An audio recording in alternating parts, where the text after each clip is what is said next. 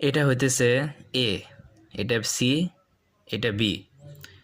এখন এর উপর বার আছে যে এই এ বার দ্বারা বোঝায় এর ইনভার্স। এ বার আর সি এগুলোর মাঝখানে ইনটু আছে, এগুলো ইনটু আছে। এখন এই যে এ বার যে আছে আর যে সি, এই দুটো আগে গুণ করতে হবে আমাদের। আচ্ছা আমি ভালো মতো এখানে লিখে দিই, দেখো এখানে মৌলিক সংখ্যাগুলো আগে লিখবো আমরা। এ লিখবো, বি, সি, এগুলো মৌলিক, এগুলো কিন্তু কোনো চেঞ্জ নেই।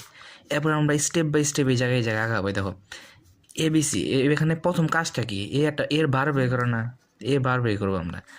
এ বার বের করার পরে তাকে কি করছে, এ বারের পরে কিন্তু এই বড় বারটা আসে নাই, প্রথমে এ বার বের করছে, পরে তার সাথে সি গুণ দিছে, এবার তার সাথে আমরা কি সি গুণ দিব। ঠিক আছে, এইটুকু আসলো। এইটুকু আসার পরে তারপরে মনে করো বড় একটা বার দিছে।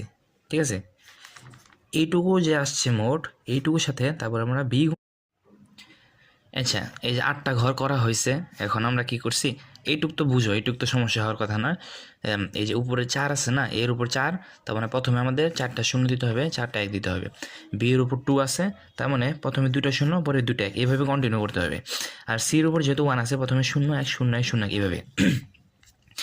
এবার জিনিসটা হচ্ছে এই যে এ বার যে আছে, এ বার মানে কি এর ইনভার্স, তার মানে 0 থাকলে 1, 0 থাকলে 1 এবং 1 থাকলে 0, এইটুকু বুঝছো তুমি, এইটুকু তো সমস্যা হওয়ার কথা না। এখন সামনে গেলে এ বার যে আছে, এ বারের সাথে আমরা সি গুণ করব, জাস্ট সিম্পল। এ বার যে আছে, এই যে এ বার, এই যে সি বার, এই দুটো গুণ করে এর রেজাল্টটা কী হবে, এই যে এ বার ইন্টু সি এর এই বক্সটাতে বসাবো। আচ্ছা এই যে এ বার এবং সি যে ছিল সেটা গুণ করছি আমরা এই ঘরে, এই যে এটাও 0 এটাও 0 এটাও 0।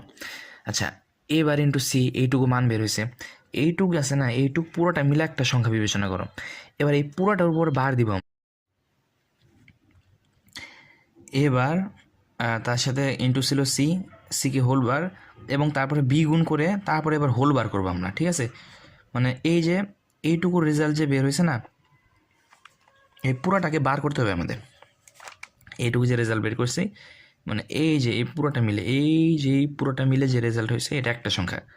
2 গুণ 3 গুণ 6, এইটুকু গুণ করার পরে একটা রেজাল্ট যে বের হয় না, ওই রকম ধরো এইটা একটা সংখ্যা ছিল, এটা একটা সংখ্যা ছিল, এটা একটা সংখ্যা ছিল, তিনটার হিসাব নিকাশ করার পরে, সরি এই যে তিনটার হিসাব নিকাশ করার পরে এইটুকু একটা মান বের হয়েছে। এবার পুরোটার উপর বার দিব, তার মানে কি 0 হয়ে যাবে 1, তারপর 0 হয়ে যাবে 1, 1 হবে 0, 0 হয়ে যাবে 1 1 1 0, তারপরে 0, তারপরে কি এইটুকু তো হিসাব শেষ।